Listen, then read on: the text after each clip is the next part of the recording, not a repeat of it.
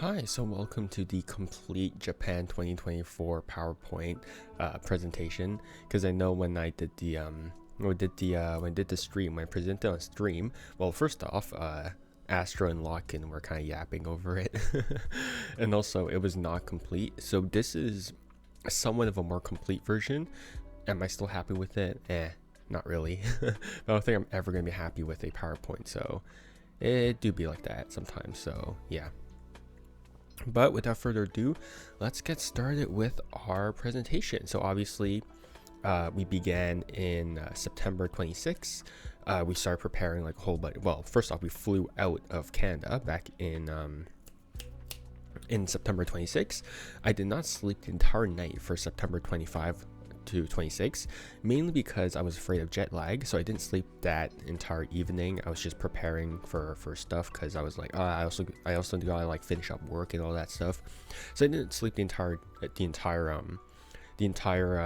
night. Rather, I slept the first 7 hours on the flight, and then next like 5 hours on the flight I was just living. I was just trying to do my own thing, right? So yeah, it was a 12-hour and 50-minute flight. So that was fun. That was fun, I suppose. Not really. It's not fun. Let me just change slides. So then we go into our arrival. So obviously we land September 26th at around 3 o'clock. Wait, did we land on September? Yeah, we landed September 26th at 3 o'clock. So what happened is that, well, we landed at 3 o'clock, and the original plan was that we would hang out with our friends and we also buy clothes, right? Because I didn't pack anything, right? I wanted my suitcase to be empty, so then I could have just more space to buy like souvenirs and all that stuff, right? And also like clothes were also cheaper in Japan, so that was nice as well. So I basically had a Russian nesting doll of suitcases. I placed a smaller suitcase and a bigger suitcase, and that was that. So we arrive at Narita. We went to Narita Airport at about 3 p.m. But then at the customs booth, there was no one. there was like maybe like 3 booths open, right? So there was not a lot of people working, which led to us needing to wait for 2 hours, right? 2 hours for customs, which is insane, right? Because we were also quite a lot of people, as in like the foreigners entering Japan. So we need to wait for 2 hours, right, in customs. And then we need to take public transport. We need to take the metro, which was about an hour and a half to main Tokyo as well, because that was where our hostel was. So first night we actually went to a hostel to sleep at. So yeah. So then our plans fell through because by the time we got there it was like 8 o'clock, right? So not many things were really open. So you'll discover that in Japan, not a lot of things were actually open would open late into night, right? Unless it's like maybe like chains or maybe like bars, right? Most things actually close like around like 8 or 9 or 10, right? So things close fast. So the bottom left picture is just an alley near our hostel. And then upper right is what we just ate. It was just Matsuya, which is just a Japanese chain. Really good, very cheap. It was like 880 yen for like a complete like set with like hamburger steak, with the egg, with the rice, and with the miso soup. And so yeah, Matsuya is so good. Like this is what's considered like fast food in Japan, right? And it's still like you get like a genuinely complete meal. So that was really cool. So then we just go to an Airbnb and we just go, not an Airbnb, we just go to our hostel and we sleep. To recount, after the meal, we just go to get ice cream, and then we go to the kombini to actually grab breakfast, because the next day we'd actually have to wake up early to go to Osaka. Right, so we need to wake up early to go to the Shinkansen to go to Osaka, which is a 2-hour train ride. So the distance between Tokyo to Osaka is about 500 kilometers. So you can imagine how fast the train goes, because there's stops in between of Tokyo and Osaka as well. So we actually lived in I would say more of a quaint part of Osaka. We didn't live in the new Osaka, quote unquote.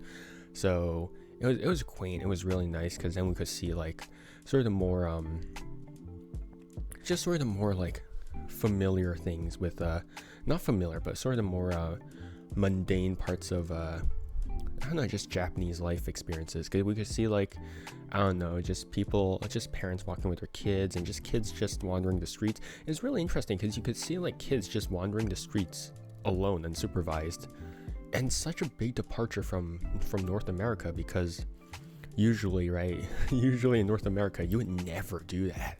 But I guess here they just have that much trust in each other, which is a really bizarre thing to see as a North American, but it's also like, it's sort of a wake-up call too. It's like, wait, how screwed up is our society for us to have to do that versus like them?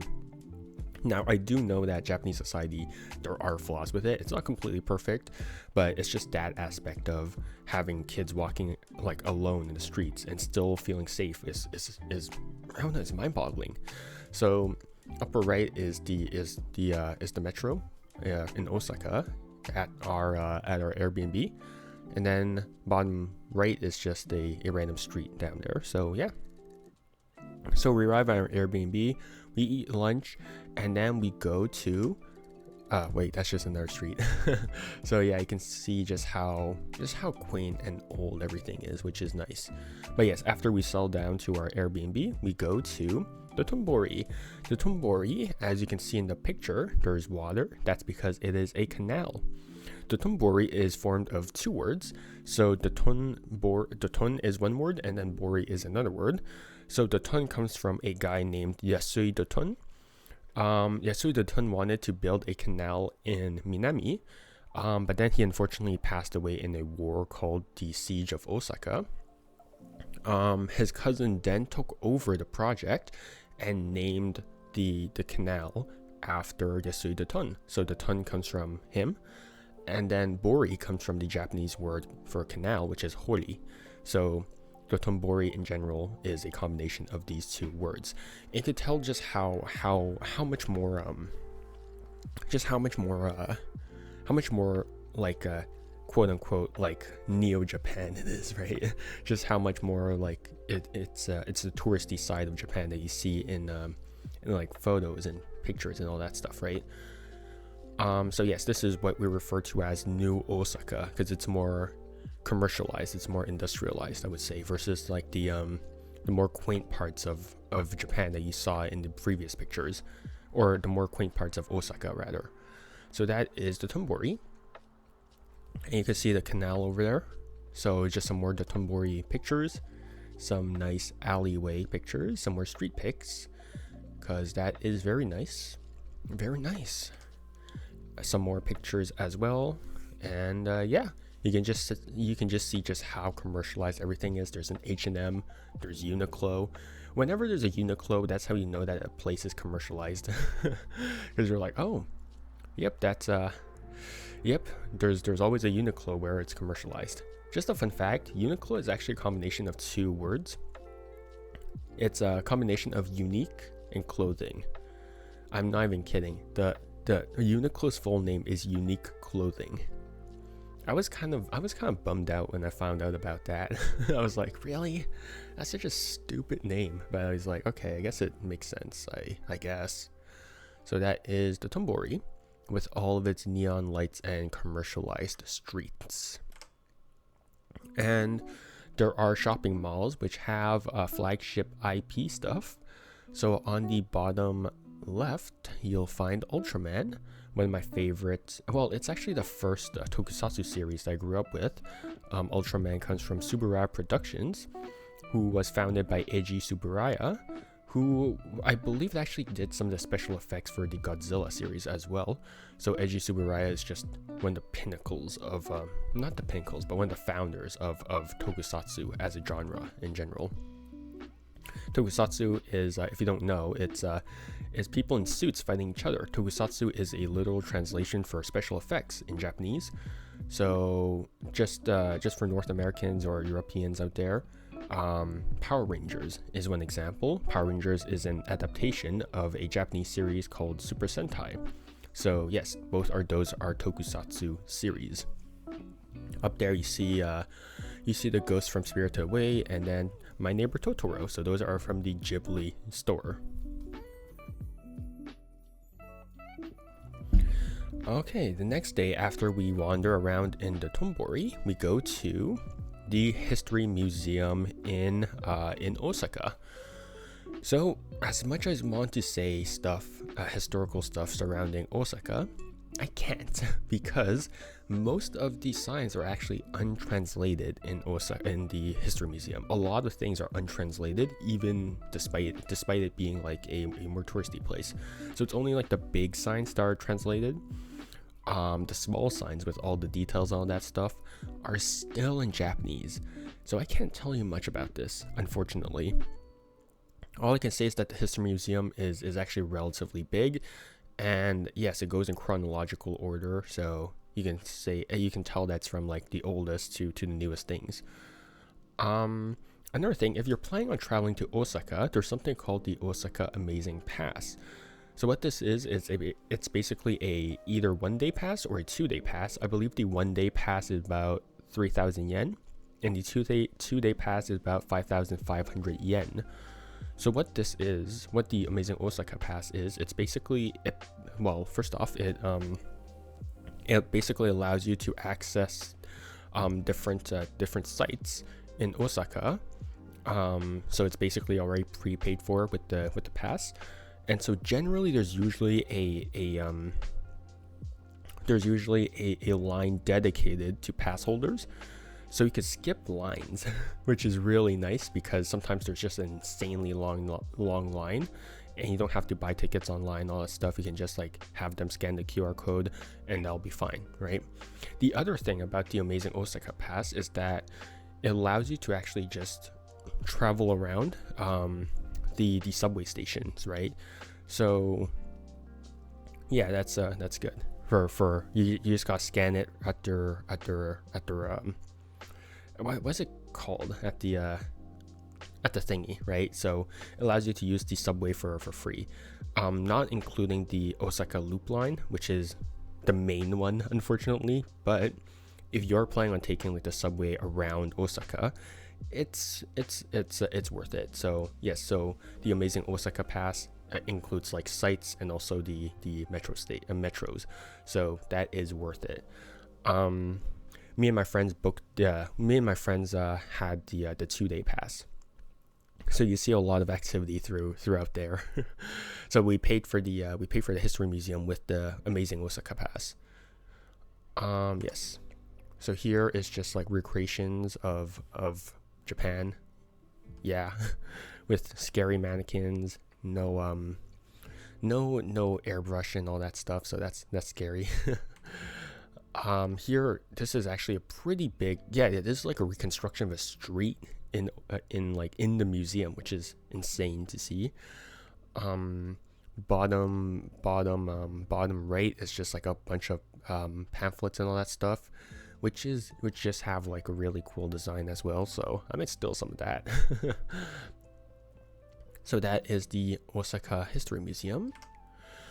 And as you go through the History Museum, there's actually lookout spots where you can actually see the Osaka Castle, which is interesting because, I'll explain more about the Osaka Castle a bit later on, but you can actually see that the Osaka Castle is really stands out.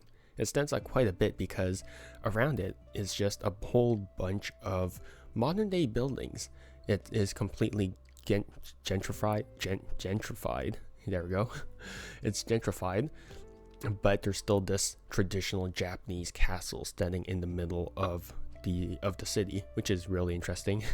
That they're still preserving it to some degree, right? So yes, the Osaka Castle is just like a piece of history in a sea of like modernization, which is cool.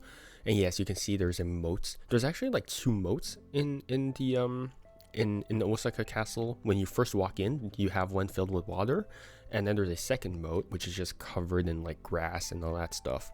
So there are 2 moats in Osaka Castle.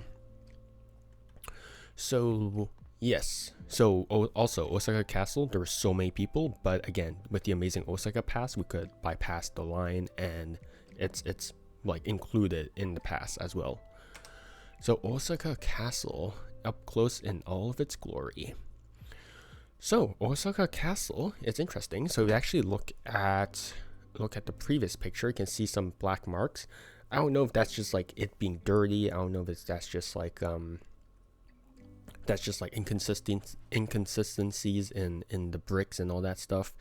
But my sister actually said that my sister actually thought, oh, are those like burn marks or something like that? Because I also did the presentation for my family as well. Actually, funny that she said that, because Osaka Castle actually got burnt down twice.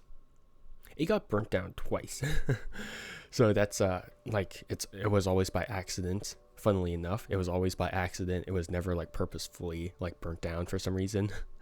So Osaka Castle actually holds a very, very, very important spot in Japanese history, because this castle was actually built by Toyotomi Hideyoshi. Now, if you don't know who Toyotomi Hideyoshi is, he is one of the men known as one of the great unifiers of Japan.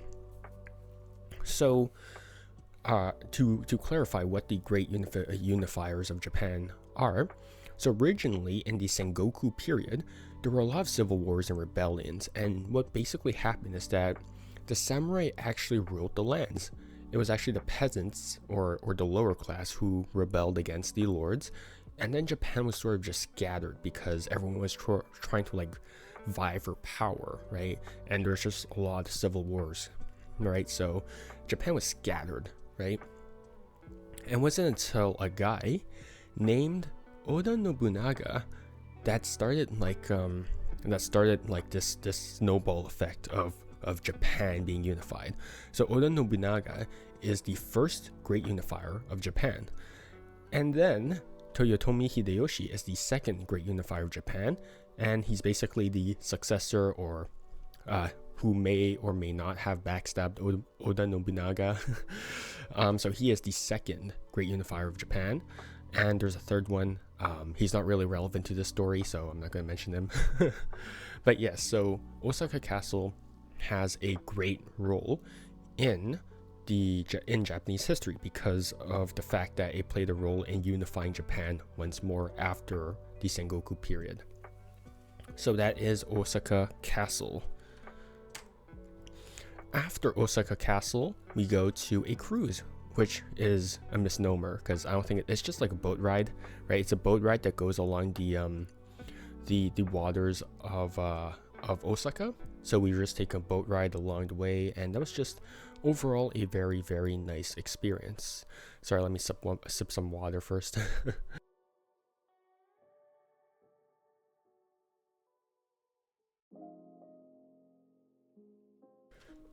But yes, there's basically a sunset cruise, which is the one that we took, which is apparently a very popular one, except it was very cloudy, so we couldn't really see much. And there's also another cruise, which was looking at the sakuras actually bloom alongside the lakeside, I guess. What's really interesting is that these cruises have like times, they have like ideal dates for those. So it just so happens that that the day that we it just so happens that when we visited Japan, the sunset cruise was still running. The sakura cruise was just not running anymore, so that was a shame. But yeah, so that's the sunset cruise. The next day we go to Kuchu 10. Kuchu 10 is basically it is a 173 meter building in the center of God, I don't remember what Osaka city this is, but this is a building, 173 meter building, which has a panoramic view around of the so then you could see Osaka, right? So then you could see the city in its entirety. So that is Kuchu 10. So if you actually take a look, so underneath bottom left is actually the donut shape that you could see, where you could walk inside and just observe the city from there. And then you could take an escalator, so then you could actually see some more. So after you walk in the donut shape, you can then take an escalator. No, you can walk this. You walk stairs. Yeah, you walk stairs up to where there's another donut shape, where it's like open air and you can sort of observe the city. Yeah. So there's two levels. So the indoor donut shape is floor 39, and then the outdoor donut shape, I believe, is floor 40. I think that's how it works. So yeah, you can see some more of that donut shape in the bottom right corner, where you can see there's a hole there, right? So that is Kuchu Tian, which is basically just an observatory, as they call it, where you can observe the city. And yeah, this is the inside of the escalator. You can see, very, very cool. And the bottom right corner, bottom right, you'll see that it is a picture that I took as we took the elevator up to the observatory. So it's whatchamacallit? It's so the elevator has like glass walls where you can then peek out into the city as you rise up. It was actually kind of disappointing because there were a lot of like scaffolding, there's a lot of like metal bars, which helps with structural integrity, of course, but I don't know, I would have preferred like an unobstructed view, but it's fine. I did take a few pictures with nothing blocking them, but still. And here are just views of Osaka aboard the on top of the observatory. Yeah, very, very cool. So yeah, you can see that it is a very, very nice view. Except again, it's not sunny for some reason. Despite the temperature, it was hot. So that is that is Kuchu Tian. After that, we leave Kuchu Tian to go to somewhere else, and that's when we literally stumbled into Grand Front Osaka, which is this collection of like four malls connected to one another. So bottom right is like a tunnel connecting one mall to another, which is like insane. So yeah, it was like each mall had their own distinct shops, and they were all connected to one another. It was so like the malls weren't small malls, like they were massive. There were shops all the way through. Like it was insane. So yeah, that is Grand Front. Why do they say it like that? Grand Front Osaka. But you'll see in the bottom left image, you'll see there's this red mark over there.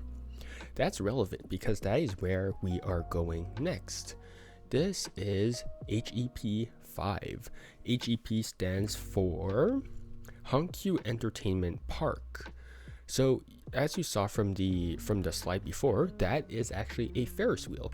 That is a 75 diameter Ferris wheel on top of HEP 5, which is a mall. So there is a Ferris wheel on top of the mall. And again, this was paid for using the Amazing Osaka Pass. And yeah, you could just ride the Ferris wheel and you could get a view of the city again, right? So yeah, that is the HEP 5. And here you can see some of the views I got on the Ferris wheel, which is very, very cool. Yeah, overall very, very nice as well. Overall, yeah, the Amazing Osaka Pass was just great. Like it carried us. So if you guys are visiting Osaka and you just want to see like a whole bunch of stuff, I highly recommend that you get the Amazing Osaka Pass.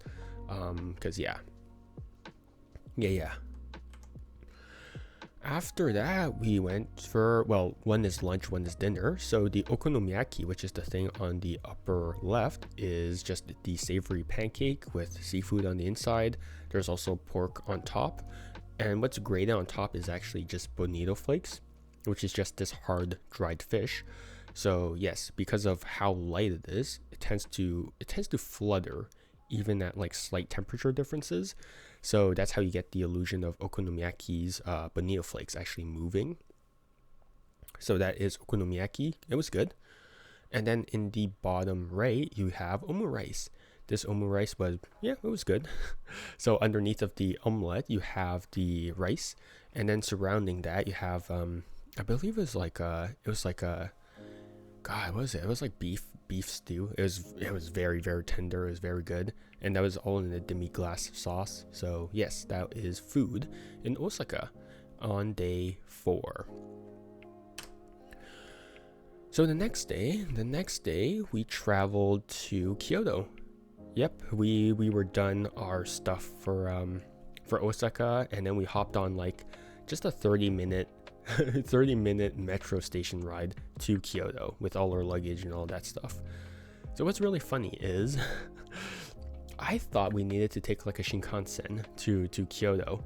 Nope, you could just take the normal metro and it goes to Kyoto, which is really surprising. Like, I did not think that could happen, but apparently you could just do that. And I guess like, because it does make sense, because I did see some salarymen taking that metro. So I guess like some people go from like Osaka to Kyoto to work or something like that.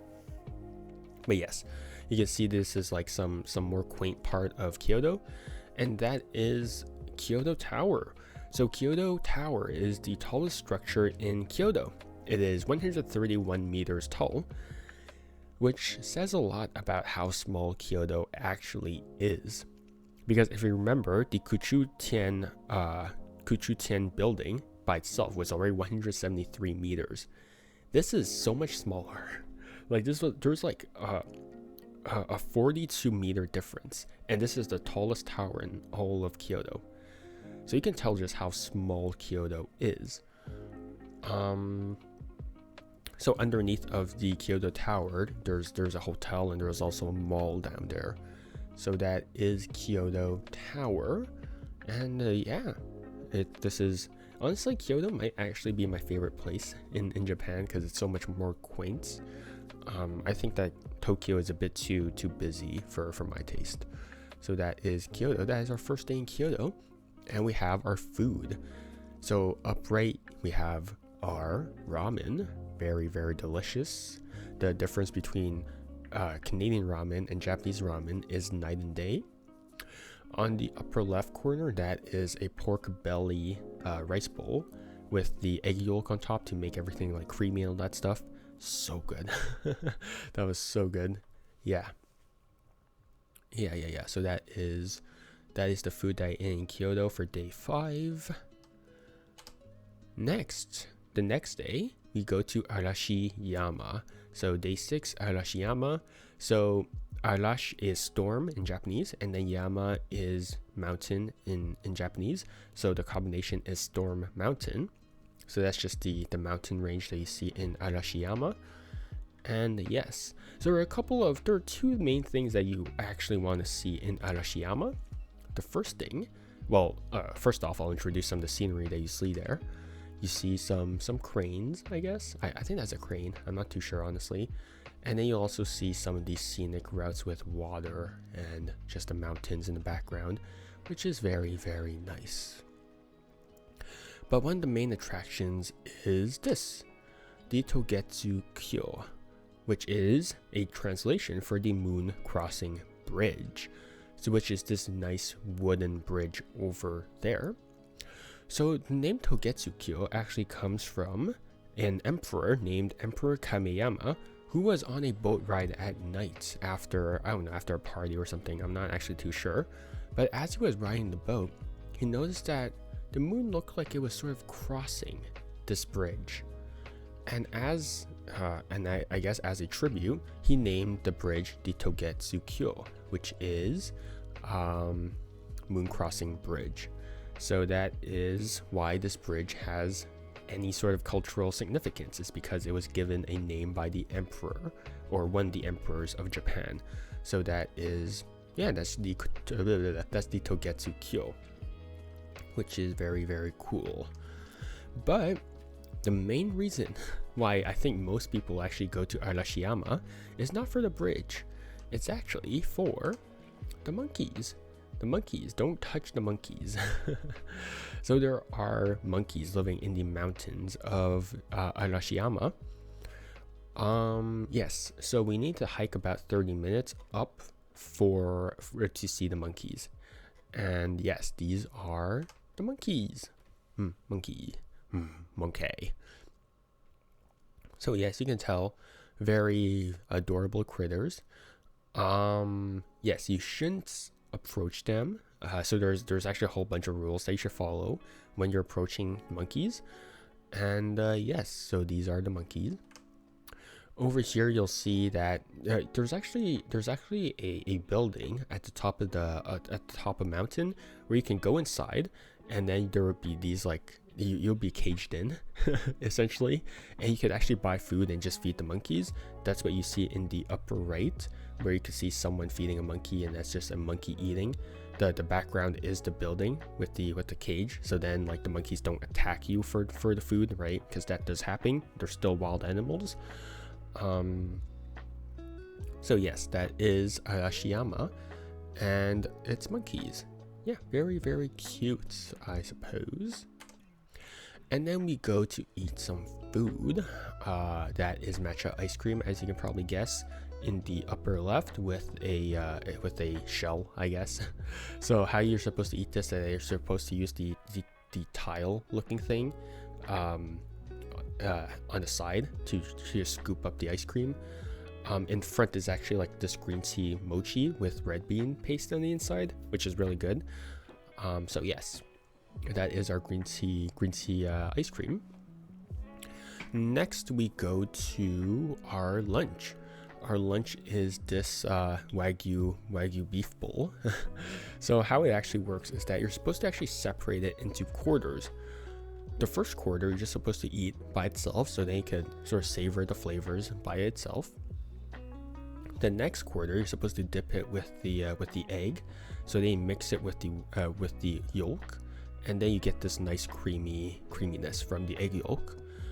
The third quarter you actually mix it with the condiments, so you get the pickled vegetables, and you also get the wasabi, which is actual wasabi because it actually tastes all the inconsistencies. You could taste like some bigger chunks, some smaller chunks, right? The grains, right? So yeah, so you could tell that this was actual wasabi that was grated on probably so traditionally how wasabi is grated is actually on a board made with shark skin, right? Because shark skin is not smooth. It's actually very, very like rough, so they use that texture to actually grate wasabi. And then the last quarter is actually meant to be eaten with a bonito broth. So you're supposed to pour the bonito broth into the last quarter, and then you get this nice depth of flavor, because the bonito broth is very, very good. If I was a bit more fancy, I would say, oh, it's like umami flavor. But yeah, it was just very good. So that was our food for the day. So yeah, that is Arashiyama. And then we walk to the garden after Arashiyama, after lunch. And yeah, so the gardens are generally like, they're generally connected to shrines. So hence why you have have these buildings as well, because they're connected to shrines, right? So you have these buildings. Here you can see the bamboo grove. You can see the bamboo grove over there with the butterfly as well, which is very, very nice. And then we have the spider lily, which traditionally, if you see an anime, you'll see that a lot in anime. One recent example is Demon Slayer. So you'll see spider lilies in Demon Slayer. But the reason why they're actually in anime is because they represent a certain symbol. That certain symbol is death. So that is the symbolism of a spider lily. And then you have, I don't know what kind of flower that is. So that is the garden from the from Kyoto. Okay, give me a second, I'll just hydrate.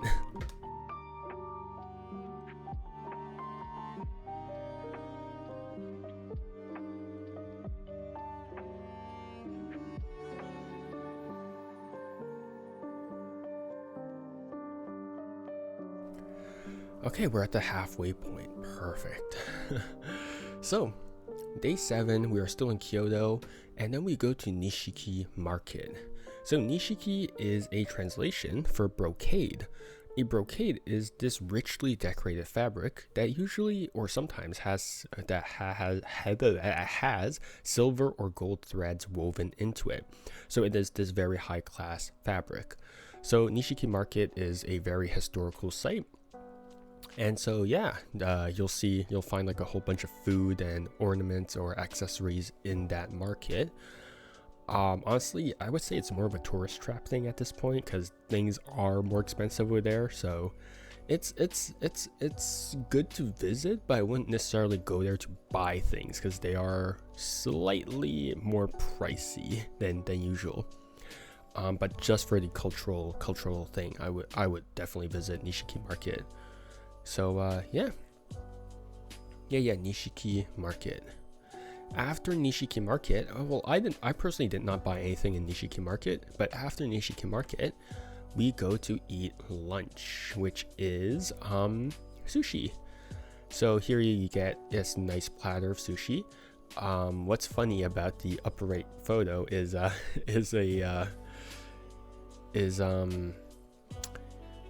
the rice falling apart because I was trying to savor that bite and I was taking a picture, it just fell apart. I was like, no. So it was really, really sad, but I still ate it. I still ate the rice because who cares. But yes, the fish was super fresh. It was so good. So in the left side, you'll see like this darker piece of thing in the sushi that is actually mushroom, which is good. I know it's not traditionally a topping that you see in, or a filling rather, that you see in sushi, but I think it's good. Yeah, it's mushroom with egg, tamago, and up there you actually see square sushi. So what that is, it's something called haku sushi, which translates to box sushi. So what this is that you actually have a square. You then fill that square up with rice, you would compact it, and then you would lay your toppings all over it, and you would just cut it into squares. So then you get all of these square shapes.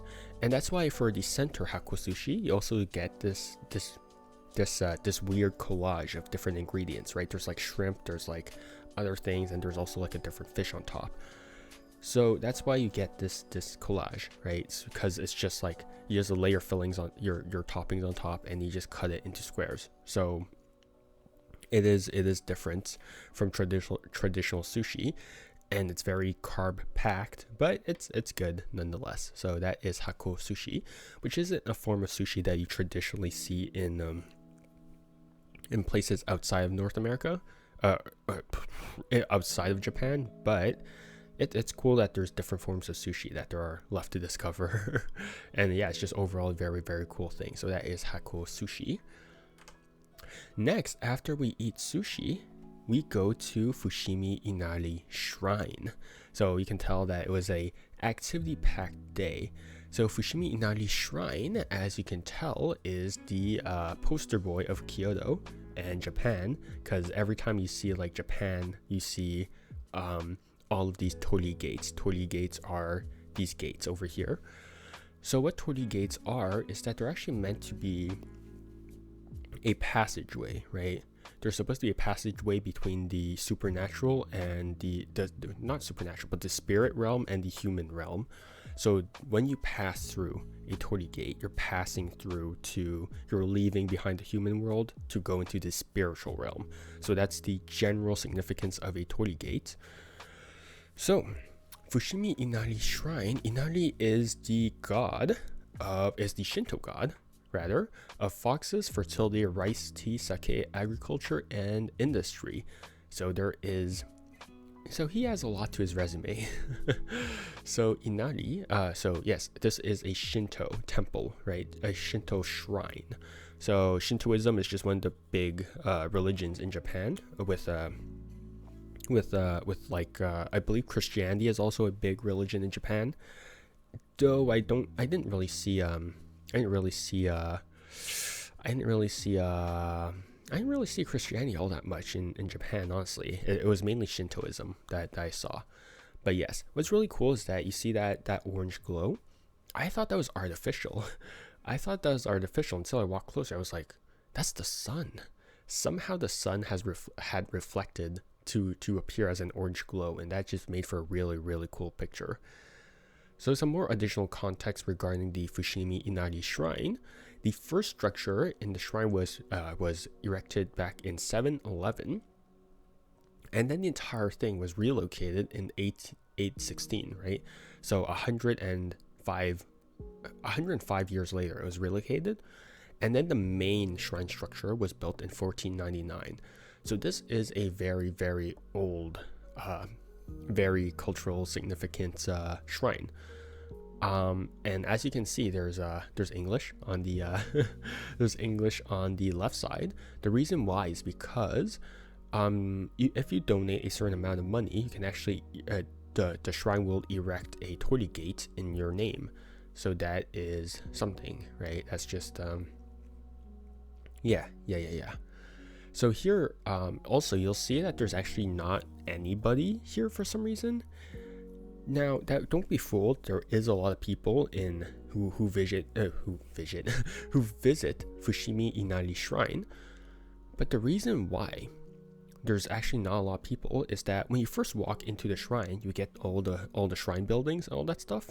You walk slightly up, and then you see all the torii gates, these massive torii gates, and that's where people are flocking to, right? So there's all of these people. But then as you start walking up, right, you have this entire alley of torii gates.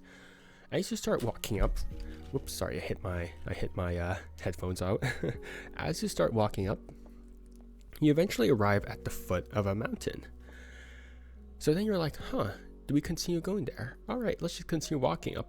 So as you continue walking up the mountain, you get more and more torii gates, and then you arrive at a sign that says, yeah, you can continue walking up. Okay, so you continue walking up. After 20 minutes, you finally arrive at a sign that says, oh, you want to walk to the foot of the mountain, huh? At the top of the mountain, huh? Yeah, that'll be a 30-minute loop.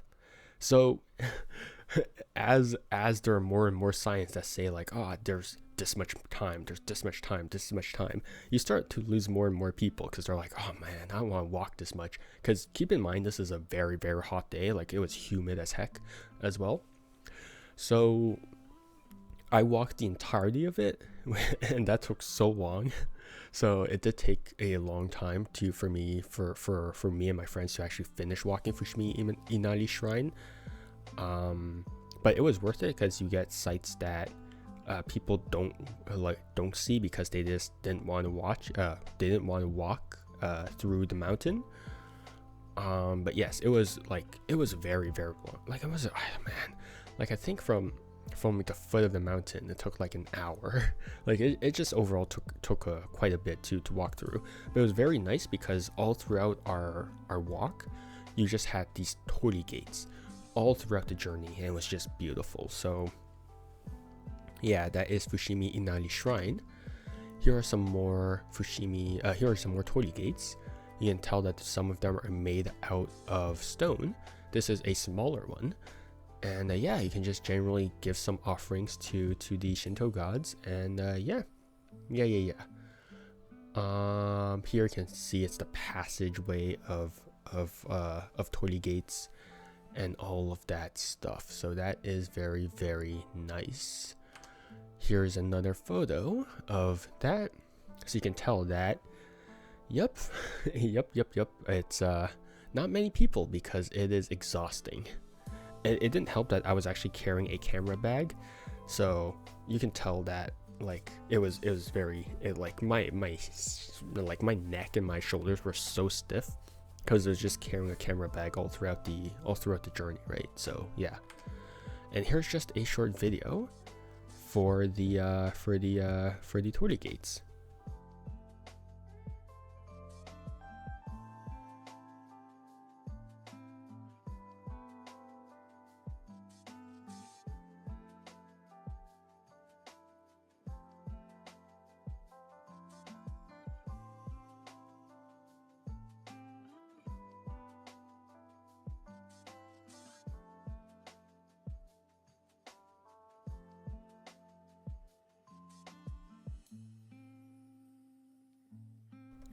So you can tell that this was near the top of the mountain, or this was actually taken when I was actually going down the mountain.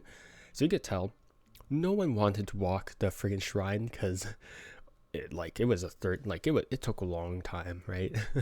So that is so yeah, if you guys do want to visit Fushimi Inari Shrine, I highly recommend that you actually walk up there, because if you don't walk up there, you're just gonna get crowded by people, and you won't get any good photos, you won't get any good experiences, you'll just get trampled by people, and it's not a very pleasant experience. So honestly, just take yeah, just steel your resolve and walk up the mountain, because it is worth it. It's nice, like genuinely, like I highly recommend you walk up there. And yeah, it's just nice to be, I don't know, to just it's sort of like a spiritual and nature journey as well, so it's nice.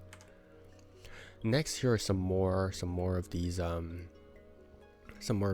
torii gates. So here you can tell that it's very withered, right? There's moss growing on it, which just speaks a lot about the age generally of Fushimi Inari Shrine.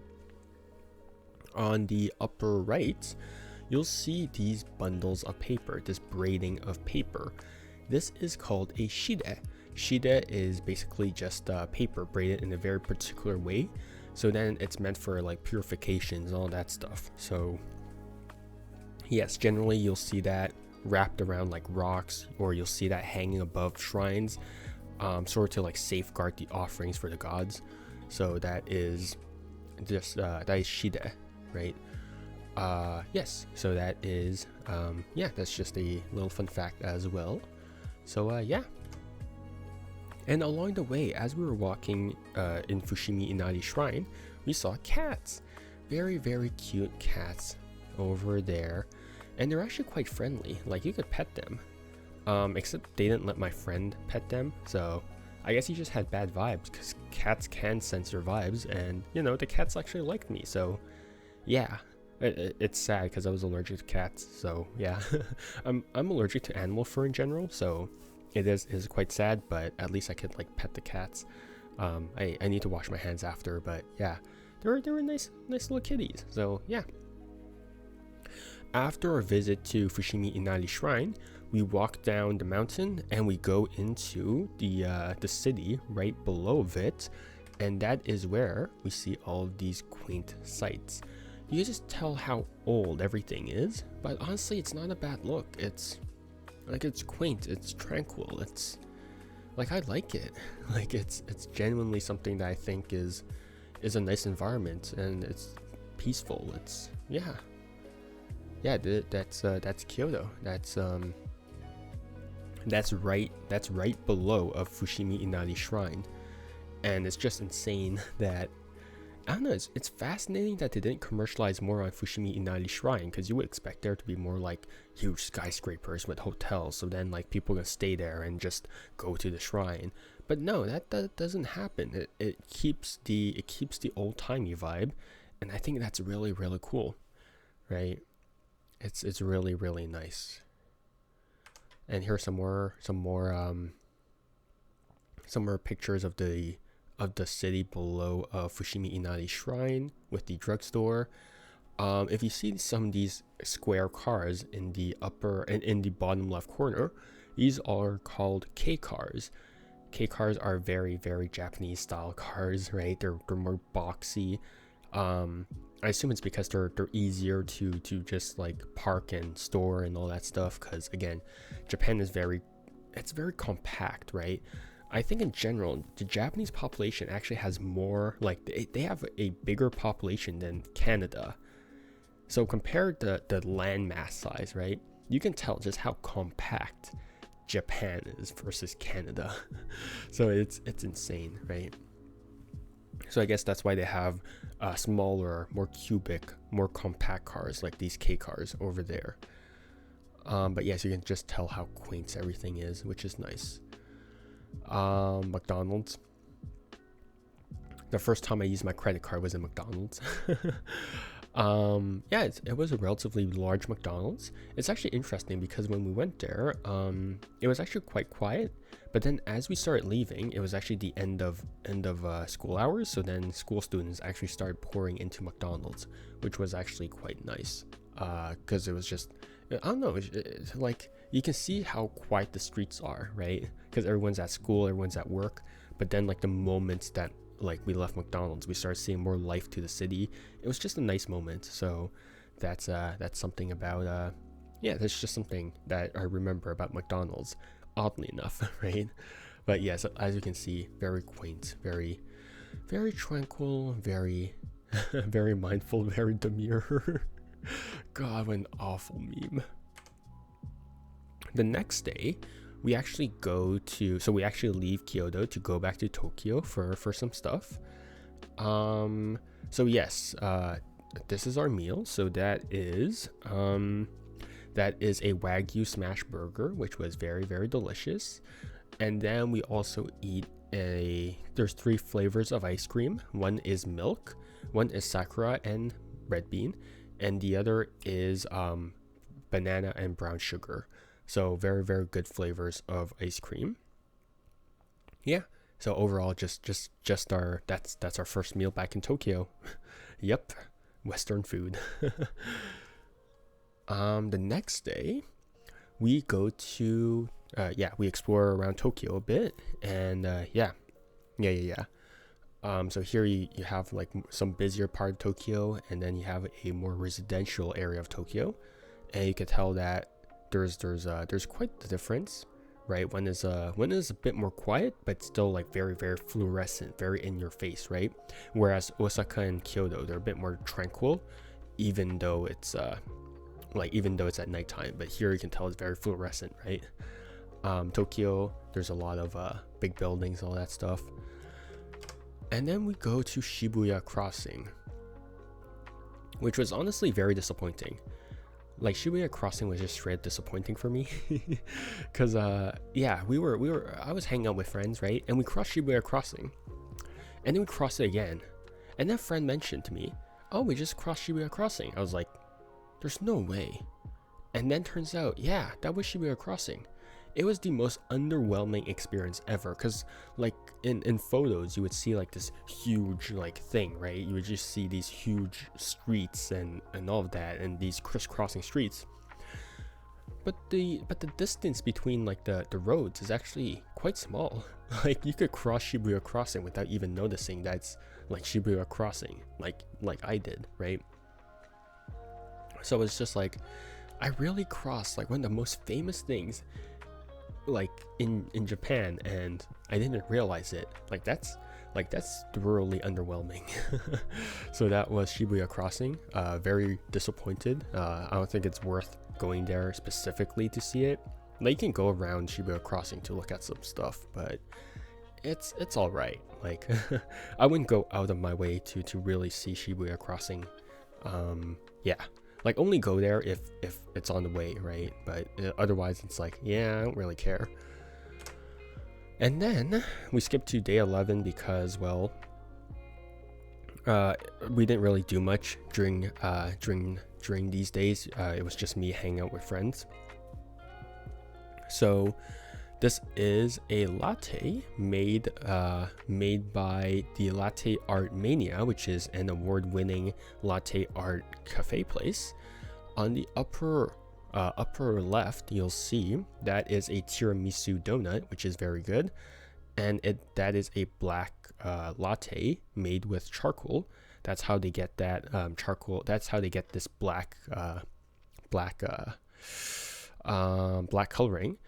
And after you drink it, you do have to wipe your mouth because there are like charcoal stains around it. So yeah, I went to the bathroom. It's like, huh, that's quite a bit of charcoal. So that is Latte Art Mania, and here you can see a video for Latte Art Mania.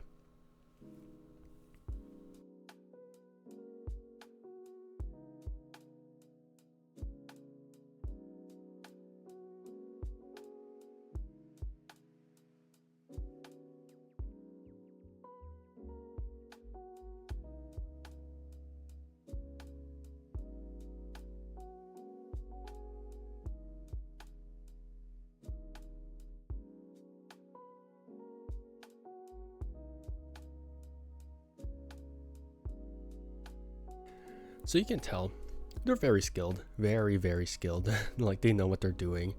And yeah, overall, good stuff, good stuff. So yeah, Latte Art Mania, recommend that you go there. It's sort of in a more quaint part of Tokyo. Like there's really, like there was no one when we went there. Yeah, so it's in a more like you could tell that the buildings were a bit lower. They weren't like the skyscrapers in main Tokyo. So it's in a bit more subtle area in Tokyo, but still it's nice. It's nice to visit that. If you're also aware of Ado, like she had posters near in that city, which was really cool. So yeah. And then at nighttime we eat this. That is tamago. That is the omelet that you see, like that is made in the square rectangle shaped pan. So that is made with a dashi. That is made with a broth, which gives it a nice gives it a nice flavor and also gives this moisture to it, which is very, very nice. That is soba, which is traditionally made with buckwheat noodles. There's hot soba and there's also cold soba. I'm used to eating soba cold, so I ordered a cold soba, and that is beef, I believe, if I remember correctly. It was very good. Like the noodles were chewy. It was just overall very, very delicious. So yeah, that is soba. Yep.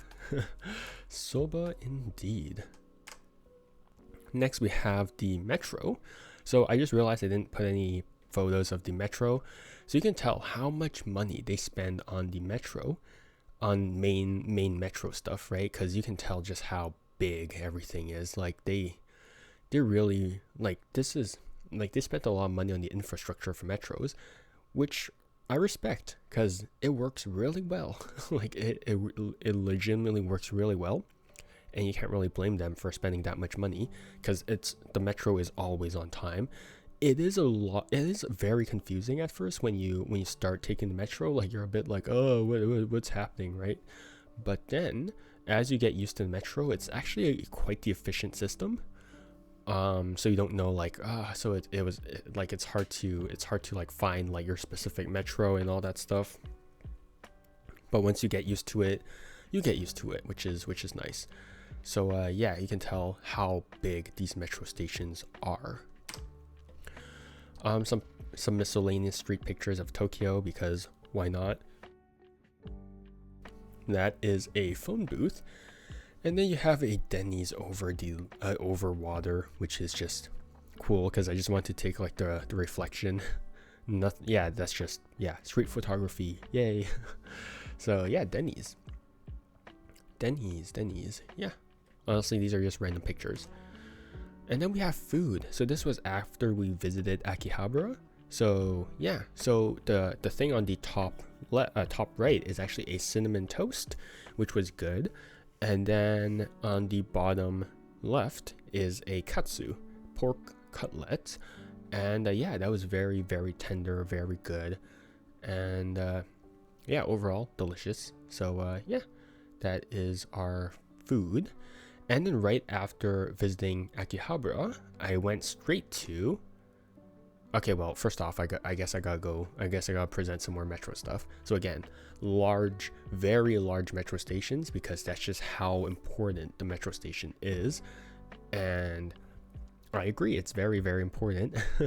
So the metro station is over there. That's just a metro card from the inside, in case you're wondering what it looked like. And yeah, generally the metro carts were quite quiet, but you could also obviously hear like some students talking to each other and all that stuff. So that is something that you can take notice of. So yes, that is the metros in Tokyo. In Tokyo. So then we go to Akihabara, and then right after Akihabara, we go to, well, not we, because we split off after that, but I go to Diver City, which is cool because that is where the life-size Unicorn Gundam is. The life-size Unicorn Gundam actually transforms every 2 hours, so I believe it transforms at 3 o'clock, 5 o'clock, 7 o'clock, and then 9 o'clock, I want to say, automatically. So it goes from the unicorn form to the destroyer form, which is what you see over here. So I imagine that a lot of people will so I imagine most people will know what Gundam is, but if you don't know what Gundam is, it's basically a mecha series. It's a grandfather of the mecha series. It's not the first mecha series. Don't be mistaken. Gundam is not the first mecha series, but I would say it's probably the most popular mecha series and the one that inspired a lot of other sequential. No, it inspired a lot of other mecha series in the future as well. So that is the Unicorn Gundam from Gundam Unicorn. And yeah, it was just like I think I took like a 30-minute metro ride to Diver City from Akihabara, or maybe it was like closer to 40 minutes. I want to say it's like 45 minutes. So you can tell just how big, how massive Tokyo is, right? Just from the fact that I need to take from Akihabara to Koto City, which is where Diver City is, to yeah, Tokyo is massive. So yeah, I think it would take me 2 weeks, like 2 weeks by like to visit Tokyo by itself, right? Like, don't like ignore the other prefectures and all that stuff. Just Tokyo alone would take like 2 weeks. So it's massive. Because when I arrived to Diver City, like Diver City is like this seven floor mall, so it is massive as well. But I didn't really have much time to really explore Diver City, which is really unfortunate, because I did want to look around Diver City, right? I really did, but because of how long it takes for me to get from one place to another, I didn't really have time to visit all that much. Because right after Diver City, also just for reference, the Gundam is 40 meters tall, so that is the Unicorn Gundam. It's not a Transformers, don't be mistaken, it is not Transformers. So right after Diver City, so what I just did was that I just took pictures of the Unicorn Gundam. I went to the Gundam base, I bought some merch from the Gundam base, and then I immediately needed to get back to a different part of Tokyo for Team Labs. Team Labs is this art exhibition. I would say it's an art experience more. So Team Labs, it's basically you have to experience art. That's the best way to put it. So you have to take off your shoes, you have to take off your socks, because some of the floors, it's also like sort of interactive. It's also sort of you also had to feel some stuff. So yeah, there was some water stuff. There's also a room completely made of beanbags, which was kind of funny because I saw like a woman just falling over and she couldn't get back up, and I was just like, really? So there's this entire room made out of beanbags, which was cool. And there's this hallway made which just like with like water flowing through it. So yeah. So yeah, Team Labs. You also, one of the big things that you'll see from Team Labs is this massive room made out of mirrors with light strands dangling from everywhere. And so you'll see stuff like that. You'll see stuff like this, all right, which is cool. So here's just a video detailing how it looks like.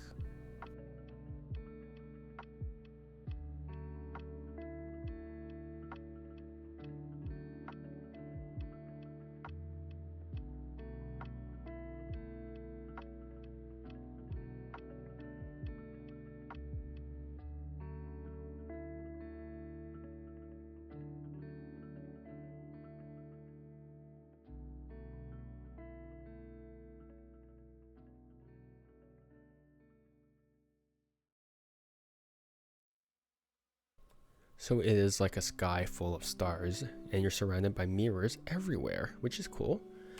This next one is interesting because this is a water room. So they actually ask you to actually roll up the sleeves or your pant legs, because it's actually quite a bit. Like it goes up to, actually went up to the midpoint of my calf, of my shin. So it does go quite deep as well. So yes. Let's take a look at how it is. Ignore the sus murky water. It's totally not to hide the fact that people's feet are gross, but yeah. So take a look at all of this.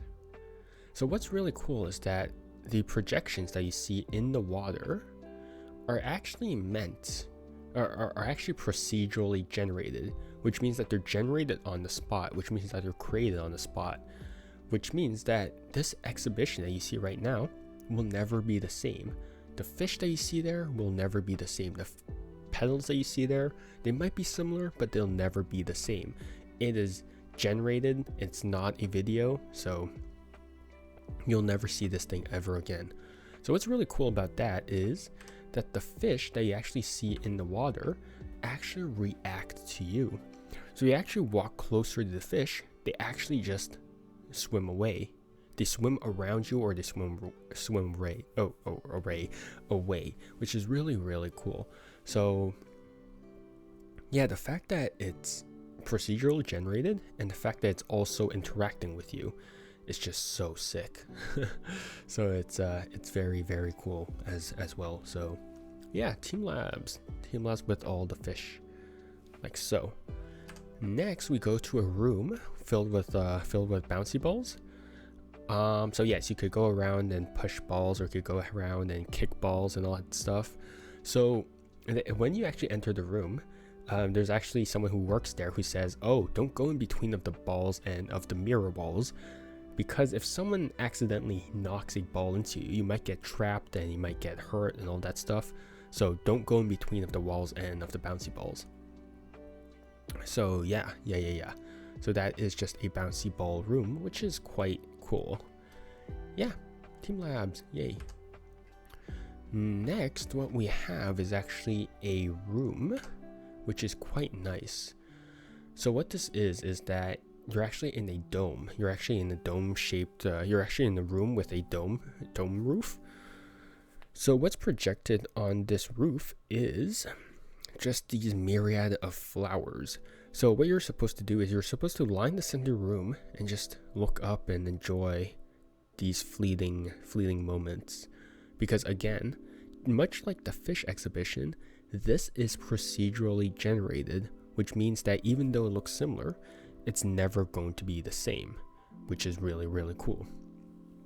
So this is like 3 minutes long, so I might just skip ahead. But this is a procedurally generated flower room, which is very, very cool. So yeah, I'll skip ahead, honestly.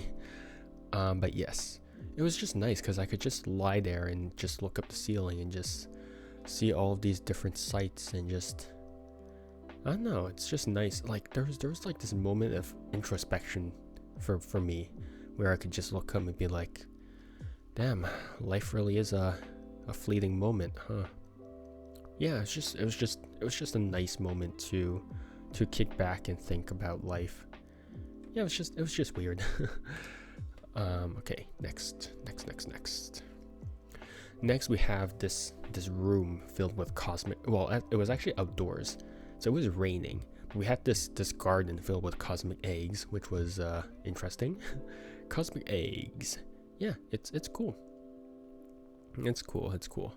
I also took pictures of all the signs which explain the art exhibitions, but I didn't really put them in the slides. So yeah, you're just gonna have to go for yourself, because I also didn't put all of the exhibitions in there as well. So you're gonna have to go and visit as well. Yeah. Next we have a room. We have a room where there are flowers and plants dangling from the ceilings, and you're surrounded by mirrors.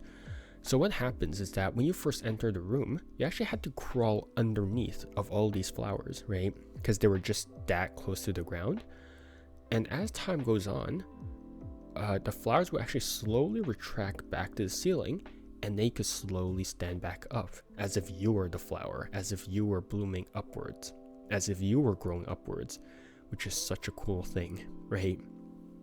So yeah, so it was a time limited exhibition, because you could experience it once, right? You could experience it once where you stood up and all of that stuff.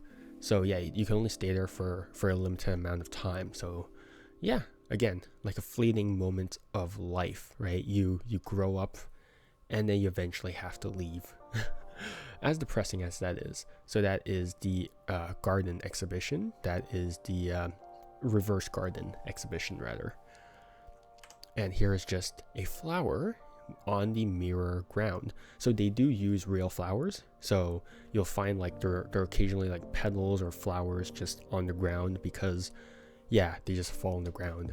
But yes, that's a very, very beautiful sight as well. So yeah. And then here's just a fun fact before we almost close up. So after Team Labs, we go to we obviously go back home, and that's when we actually find this out. So a fun fact about the metro stations in Japan is that each station actually has their own pattern. So they have their own design pattern. They also have their own theme song. So when the doors are prepared to close, you actually hear the theme song, and that's when you know, oh, I'm in this specific metro station. So it's really cool because they could just recognize where you are at based on audio alone, which is such a cool detail. It's so cool, the amount of little details that they have for these subway stations, right? So yeah. And then our last image is Tokyo Skytree. So this is Tokyo, not just Tokyo's, but this is Japan's tallest tower. It stands at 634 meters tall, which is more than half a kilometer long, right? So it's this towering thing. So I took this image when it was raining. So that's how you got this halo effect and almost a spear to the heaven type of effect.